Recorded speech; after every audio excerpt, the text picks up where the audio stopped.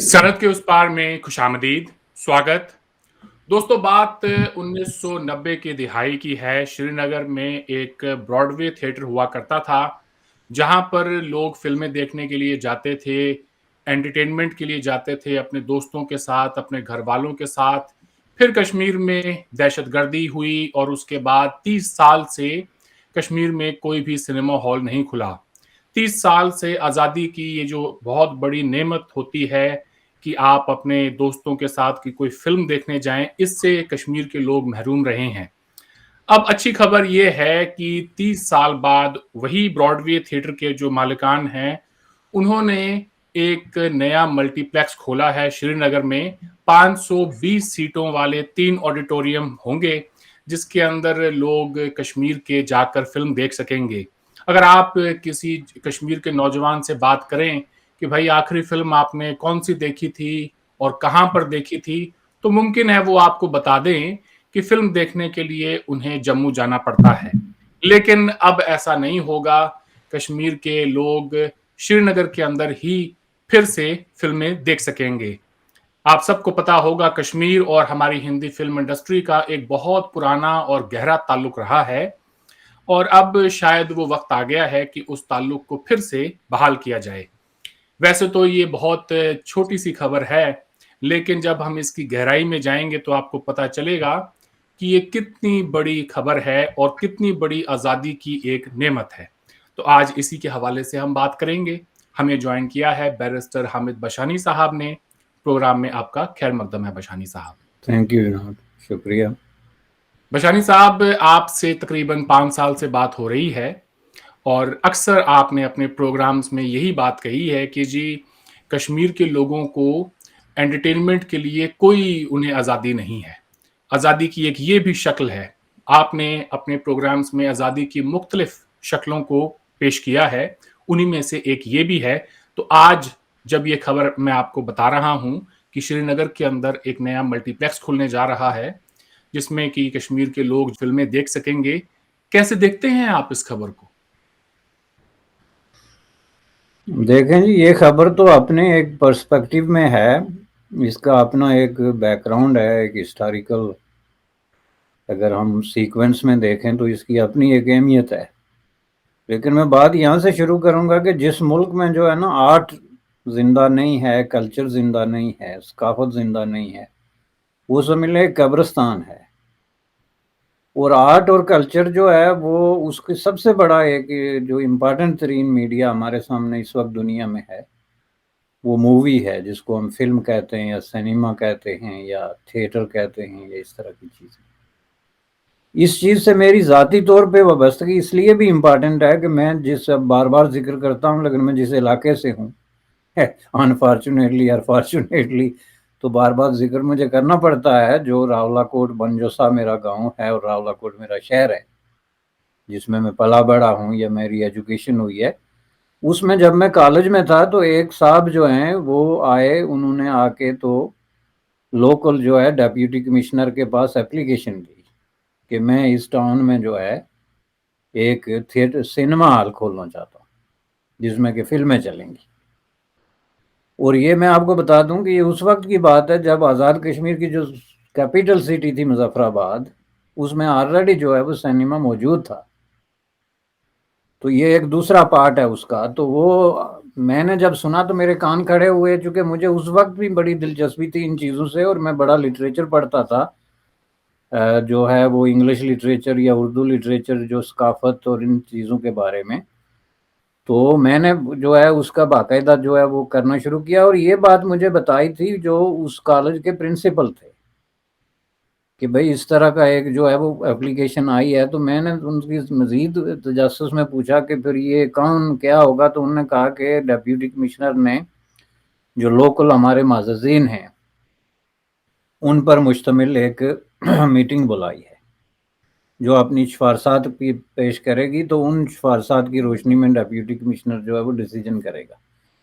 अब उनके जो उन्होंने नाम लिए मैं सभी को जानता था, चूँकि रावलाकोट टाउन जो उस वक्त था ना, it was a small town and small time setting. तो उसमें सब लोग एक दूसरे को अगर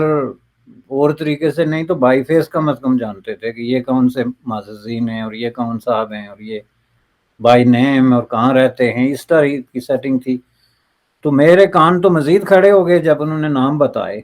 کیونکہ میں ان معززین سے اچھی طرح واقف تھا اور ان کے جو قدامت پرستانہ خیالات اور نظریات ہیں اس سے بھی مجھے جو ہے،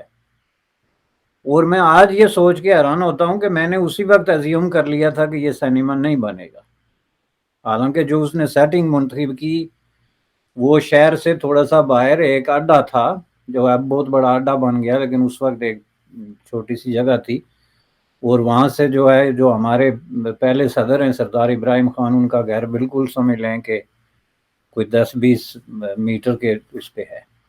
تو وہاں پہ اس نے، یعنی وہاں کو آبادی نہیں کہ کوئی اتنی بڑی کوئی بالکل آ کے آپ شہر میں اس کو کر رہے ہیں۔ تو میں نے کہا یار اگر یہاں لوگ جا کے خالی جگہ پہ بیٹھ کے تو کوئی فلم دیکھ لیتے ہیں تو اس میں حرج کیا ہوگی، لیکن بہرحال کمیٹی نے انسسٹ کیا، ڈیپیوٹی کمشنر کو کہا کہ یہ آپ بھول جائیں، اس طرح کی کوئی حرکت کا لفظ انہوں نے استعمال کیا، راولاکوٹ کی سرزمین پہ، یہ شہیدوں اور غازیوں کی سرزمین ہے، یہ ان کے الفاظ تھے۔ تو اس طرح کی کوئی حرکت اس سرزمین پہ جو ہے ہم برداشت نہیں کر سکتے۔ تو مجھے جب وہ ساری تفصیلات پیدا ہوئی تو I was really deeply disappointed, چونکہ آپ کسی کی سرزمین ہوں، اس سے کسی کو کوئی جو ہے وہ پرابلم نہیں ہونا چاہیے۔ آپ اپنے آپ کو شہیدوں کی سرزمین سمجھتے ہیں، غازیوں کی سرزمین سمجھتے ہیں، ان کی لائف اینڈ ڈیتھ کو سیلیبریٹ کرتے ہیں، تو جو لوگ اس کو نہیں پسند کرتے ان کو اس سے پرابلم نہیں ہونا چاہیے۔ میرا حق نہیں بنتا کہ میں جا کے معزز بن کے تو لاٹھی پہن کے کھڑا ہو جاؤں کہ جی آپ کیوں کر رہے ہیں جی سیلیبریٹ اپنے غازیوں اور شہیدوں کو۔ یہ تو کوئی بات ہے، جنگ مونگرز قسم کے جنگ باز لوگ تھے، جو میں نظریات کوئی بھی لے کے جا سکتا ہوں، لیکن یہ میرا رائٹ نہیں بنتا۔ اسی طرح میں نے یہ فیل کیا کہ ان معززین کا یہ رائٹ نہیں بنتا کہ یہ ہماری پوری جنریشن کو ایک ایسی فیسلٹی سے محروم کر رہے ہیں جو جدید دنیا کی سب سے زیادہ فیسینیٹنگ قسم کی، اس وقت کم از کم کی میں بات کر رہا ہوں، یہ ارلی 80s کی بات کر رہا ہوں میں، جب میں فرسٹ ایئر میں تھا کالج میں۔ تو ظاہر ہے ہم لوگ وی سی آر لاتے تھے، کہیں سے مووی دیکھتے تھے، اور مووی بھی وہ موسٹلی جو ہے وہ زیادہ تر اس وقت انڈین موویز بڑی پاپولر ہوتی تھی، اور وہ ابتدائی دنوں کی موویز جس میں نصیر الدین شاہ اور امیتابھ بچن اور اس طرح کے بڑے بڑے جو ہے دلیپ کمار اور اس ٹائپ کے جو آئیکون قسم کے ایکٹرز ہوتے تھے اس وی سی آر پہ۔ تو میں نے کہا کہ یہاں ہر گھر میں تقریباً وی سی آر ہے، اور ہر گھر میں جو ہے وہ انڈین مووی چلتی ہے نان سٹاپ، اور اگر گھر میں نہیں بھی چلتی تو جو اس طرح کے نوجوانوں کے گروہ جو ہیں وہ مل کے تو کہیں جو ہے وہ یہ دیکھتے ہیں موویاں رینٹ کر کے۔ تو یہ آپ قابو تو نہیں کر سکتے، تو آپ ایک تھیٹر، ایک سینما جو ہے ایک پراپر جگہ جو باقاعدہ لائسنسڈ ہے، اس میں آپ کی جو ہے وہ سینسرشپ ہے، سب کچھ ہے، آپ نے اس پہ وہ دن اور آج کا دن وہاں پہ جو ہے وہ سنیما نہیں بنا۔ اب اس کا مطلب یہ ہرگز نہیں ہے کہ راولاکوٹ کے لوگ یا آزاد کشمیر کے لوگ کنزرویٹو ہیں، ناٹ ایٹ آل، ایسی کوئی کہانی نہیں، لیکن اس کا مطلب یہ بالکل ہے کہ وہاں پہ ایک کنزرویٹو جو ہے وہ very limited group of people اور ایک کنزرویٹو مائنڈ سیٹ نے سوسائٹی کو اپنی ذاتی جاگیر سمجھا ہوا ہے کہ جی ہمیں یہ بات پسند نہیں تو کوئی نہیں کر سکتا۔ اب یہی بات ہم لے کے جاتے ہیں سری نگر میں، تو سری نگر تو ہسٹوریکلی ایک بہت ہی ڈیولپ قسم کی سٹی ہے جس کا آرٹ اور کلچر کے ساتھ ایک تعلق ہے، اور ظاہر ہے کہ یہ اس پہ کسی سے کوئی بحث تو کر ہی نہیں سکتا کہ آرٹ اینڈ کلچر سے مووی کو آپ نکال لیں تو کتنا بڑا ایک خلا جو ہے وہ پیدا ہوتا ہے۔ تو جب ملیٹنسی نے وہاں پہ ٹیک اوور کیا تو انہوں نے سب سے پہلے کلچر پہ اٹیک کی، اور اس کو میں آپ کو بتا دوں کہ یہ ایک باقاعدہ جو ہے ایک جانی بوجھ جس کو آپ کہتے ہیں پلانڈ اور ویل تھاٹ قسم کی ایک موو تھی کہ سب سے پہلے ایک کلچر جو ہے اس کو اٹیک کرو تاکہ ہم یہ ثابت کریں کہ ہم کو مختلف لوگ ہیں۔ اور یہ جب اس وقت ہوا تھا جب یہ تھیٹر وغیرہ یہ وہ، تو اس وقت بھی ہم لوگ جو اس طرف ہیں ہم نے یہ کہا تھا کہ یہ آزادی کی لڑائی جو ہے کسی بھی طریقے سے نہیں بنتی، چونکہ اس کا رنگ تو پھر فرقہ واریت کا ہے یا ایک مذہبی جنونیت کا ہے، یا پھر جو ہے تو آپ کہہ سکتے ہیں کہ جو کنزرویٹیوزم ہوتا ہے اور اسلامک ایکسٹریمزم ہوتا ہے یہ اس کی انتہا ہے کہ جب آپ ایک سٹی جو کہ ایک جو ہے آپ سٹی آف جائے بھی کہہ سکتے ہیں سٹی آف سری نگر کو مختلف حوالوں سے دنیا بھر سے وہاں لوگ آتے ہیں ٹورسٹ آتے ہیں تو اس سٹی کا آپ فیس بگاڑ کے تو کچھ چیزیں ایزیوم کریں کہ نہیں جی یہ چیزیں یہاں پہ گویا تھی ہی نہیں جن میں سے ایک جو ہے وہ تھیٹر ہو گیا دوسرا پھر آپ نے اسی پروسیس میں یہ جا کے تو جب پنڈتوں پہ اٹیک ہوئی جب وہاں پہ مسجدوں میں اس طرح کے اعلانات ہونے شروع ہوئے جس کے اندر اسلامک فنڈامنٹلزم کا ایک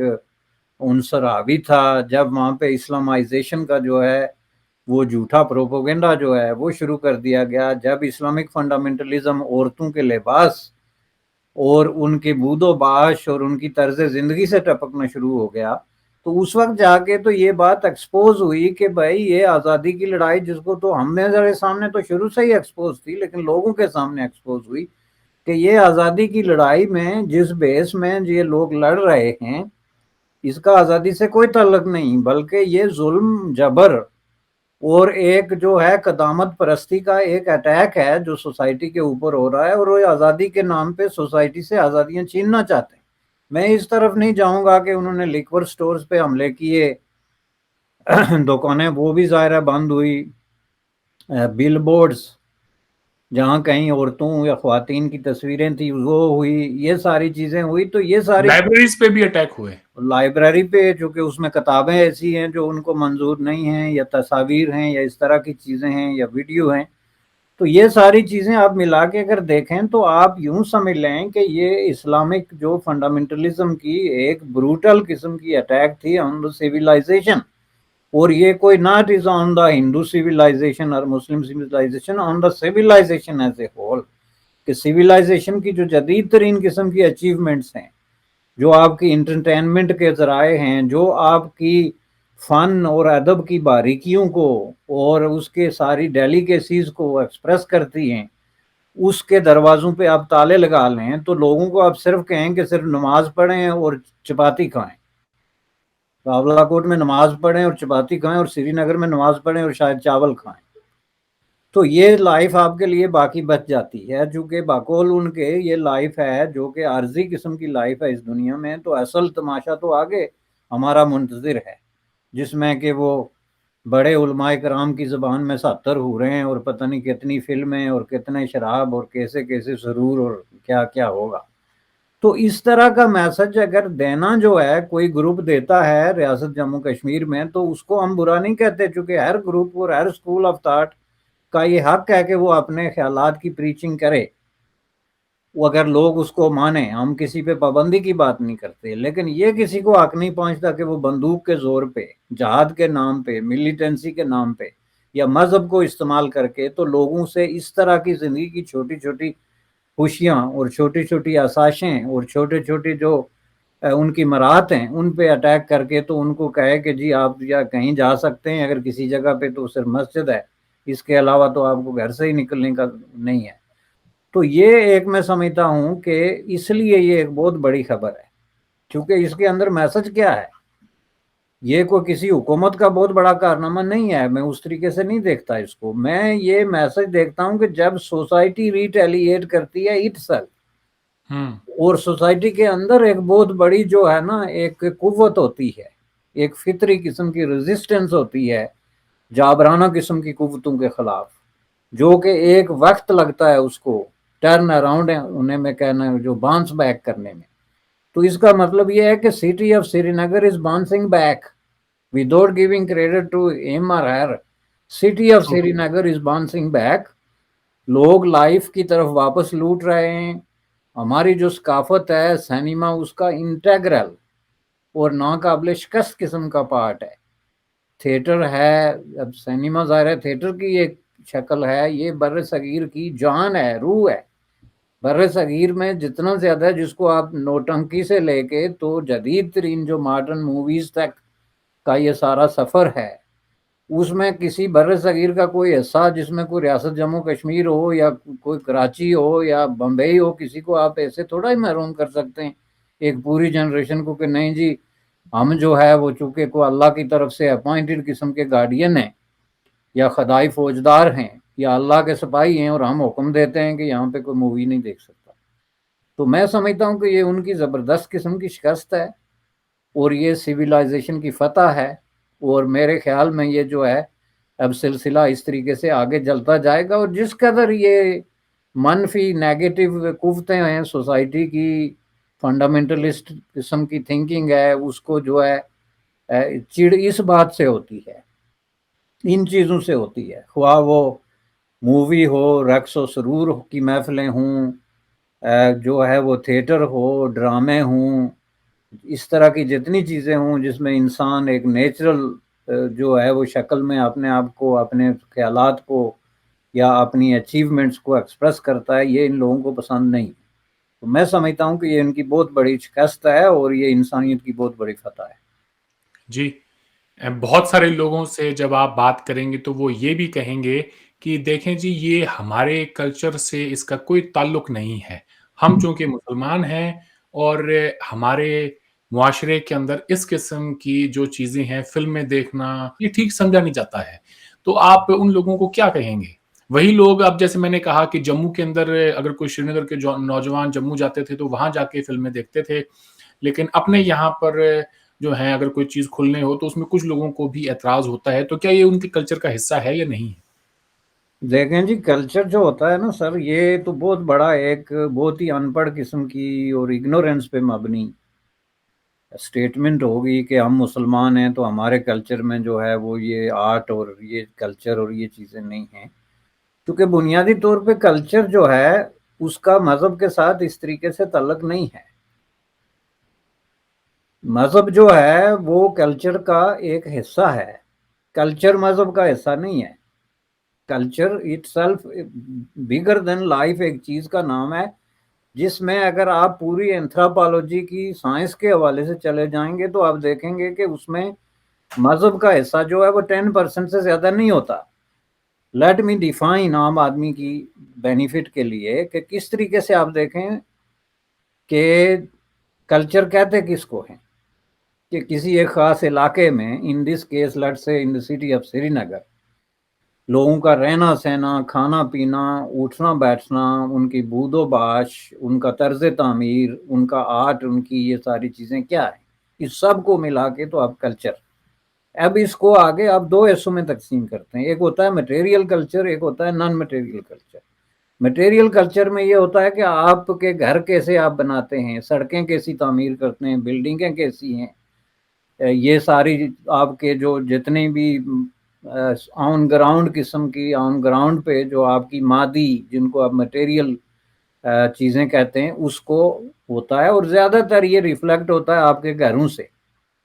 تو مثلا سری نگر میں لوگ ایک خاص طریقے سے موسمی حالات کے پیش نظر ایک خاص طرح کے گھر بناتے ہیں. اس کی نسبت جو ہے وہ آپ کیرالہ یا کہیں اور چلے جائیں جہاں موسم اور طرح کا، اور طرح کے گھر بناتے ہیں. تو وہ سری نگر والے وہ گھر کے اوپر ٹین اس لیے نہیں لکھتے ڈالتے کہ ہم مسلمان ہیں، یا اسلام میں کہیں لکھا ہوا ہے کہ گھر کے اوپر جو ہے وہ ٹین ہوگی، بلکہ وہ وہاں کے مقامی موسمی حالات کی روشنی میں یہ ڈیسیجن کرتے ہیں جو صدیوں سے ہوتا آ رہا ہے. تو آپ کا مٹیریل کلچر جو ہے وہ ریلیجن سے متاثر نہیں ہوتا، بلکہ حالات، واقعات، ماحولیات، موسمیات، یہ سارے فیکٹر مل کے اس کو ڈیولپ کرتے ہیں. آپ مسلمان ہو کر ایران میں گھر بنائیں گے تو وہ ایک پاکستانی کے گھر سے ڈیفرنٹ ہوگا. آپ مسلمان ہو کے باسنیا میں گھر بنائیں گے تو وہ ایک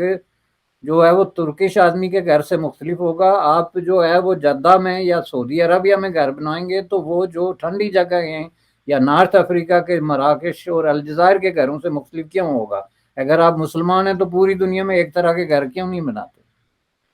آپ مسلمان ہو کے پوری دنیا میں تو ایک طرح کی مسجد بناتے ہیں چونکہ وہ اسلام کا اور مذہب کا ایک سمبل ہے، اس پہ ہمیں اعتراض نہیں. لیکن آپ گھر نہیں بناتے چونکہ آپ جو کچھ ہیں آپ اس دھرتی کی وجہ سے ہیں، اور اس دھرتی کو آپ ریفلیکٹ آپ کے گھر کر رہے ہیں. میں مٹیریل کلچر کی بات کر رہا ہوں. اسی طرح جو ہے آپ کس قسم کا لباس پہنتے ہیں، اس کا فیصلہ بھی آپ کا موسم اور آپ کے اپنے لوکل حالات کرتے ہیں نا. اب ان لوگوں سے آپ یہ پوچھیں جو آپ کو یہ جو سوال پوچھ رہا ہے کہ آپ جو ہے وہ عربوں کی طرح چوغے کیوں نہیں پہنتے؟ کشمیر کے اندر چوگے کیوں نہیں پہنتے؟ یا آپ جو ہے وہ اپنے وہ لمبے جو ہے وہ شالیں اور اس طرح کی چیزیں کیوں پہنتے ہیں؟ اس لیے کہ یہ آپ کے لوکل کلچر اور لوکل جو آپ کی موسم اور ان ساری چیزوں سے جڑا ہے، خواہ آپ کا مذہب کوئی بھی ہو، یہ چیزیں آگے جاتے جاتے اینڈ تک جاتی ہیں ایک ایک کر کے. اگر میں گننا شروع ہو جاؤں پورا دن لگے گا.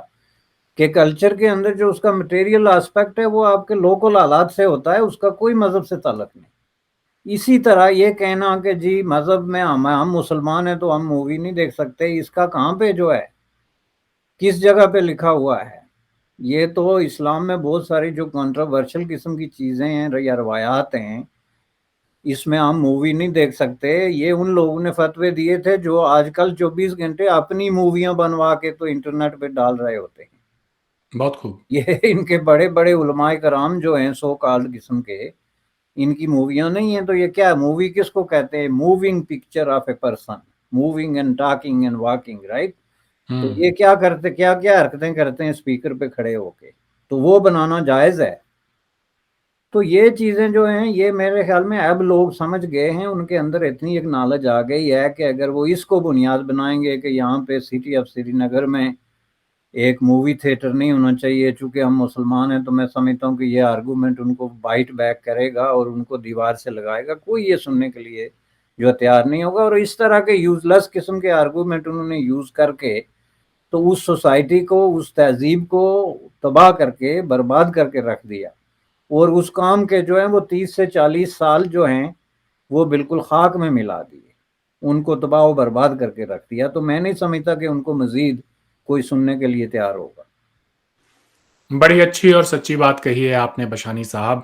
مجھے یاد ہے جب میں سال 2018 میں پاکستان گیا تھا، تب وہاں کے جو فارمر چیف جسٹس تھے ثاقب نثار صاحب، انہوں نے بھی کچھ اسی طرح کی ایک سٹیٹمنٹ دی تھی کہ ہندوستان کی بنی ہوئی جو فلمیں ہیں ان کا ہمارے کلچر سے کوئی تعلق نہیں ہے. اس لیے انہوں نے بین لگا دیا تھا انڈین ٹیلی ویژن چینلز کے اوپر، انڈین فلموں کے اوپر. لیکن اگر آپ آج بھی پاکستان کے اندر جا کے اور لوگوں سے پوچھیں کہ بھائی آپ کے پسندیدہ کوئی ایکٹرز ہیں وہ کون ہیں، تو وہ لوگ یہی نام لیں گے، جی یہ شاہ رخ خان، سلمان خان، عامر خان جیسے ایکٹرز کے. اور ان کے مقابلے میں آپ کسی پاکستانی ایکٹر کو کھڑا کر دیں لاہور میں، اسلام آباد، کراچی، کسی بھی شہر میں، اور یہ کہہ دیں کہ دیکھیں جی جس کے زیادہ فینز ہیں وہ اس کو دیکھنے کے لیے جائیں، تو لگ پتہ جائے گا ان سب کو کہ ان کی مقبولیت اپنی کہاں پر ہے. آئے دن کسی بھی پاکستان کے بڑے اخبار کو اٹھا کے دیکھ لیں، اس میں سوائے ہندی فلموں کے جو ایکٹرز ہیں ان کی جو زندگی ہے، ان کی جو فلمیں ہیں، انہی کے اوپر ہی سارے آرٹیکلز ہوتے ہیں اور لوگ اس کے اوپر اپنا ریئیکشن دیتے ہیں. تو اس میں تو کوئی شک نہیں ہے کہ کلچر جو ہے وہ ایک مختلف چیز ہے، اس کا مذہب سے کوئی تعلق نہیں ہے. اور کلچر ایک خاص خطے میں آباد جو لوگ ہیں ان کی جو زبان ہے اس کا بہت بڑا ایک امپیکٹ ہوتا ہے. اور زبان ہمارے ایریے کی، انڈیا کی، پاکستان کی جو خاص طور سے پوری جو ناردرن بیلٹ ہے، آپ کہیں سے بھی چلے جائیں، ایم پی، مہاراشٹر سے لے کے اور پشاور تک، ہر کوئی یہ ہندی اردو جسے ہم کہتے ہیں ہر کوئی سمجھتا ہے اور اچھی طرح سے بولنا جانتا ہے، اور اس زبان میں جو فلمیں ہیں ان کو پسند بھی کرتا ہے. دلیپ کمار جتنے پشاور کے ہیں شاید اتنے ہی ہندوستان کے کسی دوسرے شہر کے بھی ہوں گے. تو یہ بہت اچھی خبر ہے جی کہ شری نگر میں 30 سال بعد ایک سنیما ہال کھلنے جا رہا ہے جس کے اندر وہاں کے لوگ جا کے اور فلمیں دیکھ سکیں گے. آج آپ نے وقت دیا بشانی صاحب، آپ کا بہت بہت شکریہ. آپ سے پھر بات ہوگی. تھینک یو جناب، آپ کا شکریہ.